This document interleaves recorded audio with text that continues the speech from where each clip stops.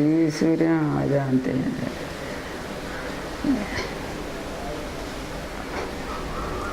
మీరు పార్టీలో అది మహిళా సంఘంలో అట్లా ఏమన్నా మొత్తం ఏం చేసేవారు?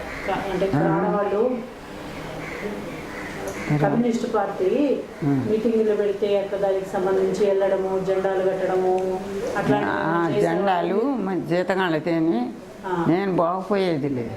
నాకు పంపిస్తే మా నాయనగారి జీతగాళ్ళతేని పంపితే వాళ్ళు జెండాలు కొక్కిరేణిలో క్యాంపు ఉండేది, పోలీసు క్యాంపు, పొయ్యి కట్టి వచ్చేది. ఎవరు కట్టినరు అంటే ఎవరు చెప్తారు?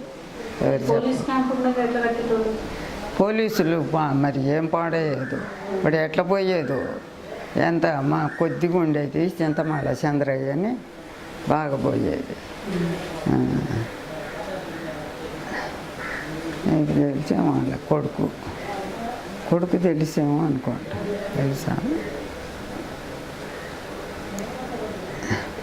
బాగానే మాకు జీతగాళ్ళైనా సహకారం చేసేది, జనం చేసేది. ఇప్పుడు కూడా బాబు అప్పుడు మళ్ళీ సిపిఎం ఇద్దరు కలిసి మా ఇంటి మీదకి దాడికి వచ్చారు. దాడి చేస్తే రోజు ఉండవాను కోటేశ్వర నువ్వు ఉండవా? దాడి ఇంటి మీదకి సిపిఎం కలిసి మళ్ళీ మా ఇంటి మీదకి వచ్చారు. వస్తే ఈ కోటయ్య ఈ జనం అంతా ఇక్కడనే పండుకొని రాత్రి పగులు వారం 10 రోజులు మన ఇంటి దగ్గరనే పండుకుంటే నేను మా మరదలు ఉంది అనసు వాళ్ళమ్మ అన్నాలు ఉండి పెట్టడం చేయటం తినేది ఇక్కడనే మన ఇంటికాడనే తిని ఈయనే పండుకునేది, ఈయనే ఉండేది.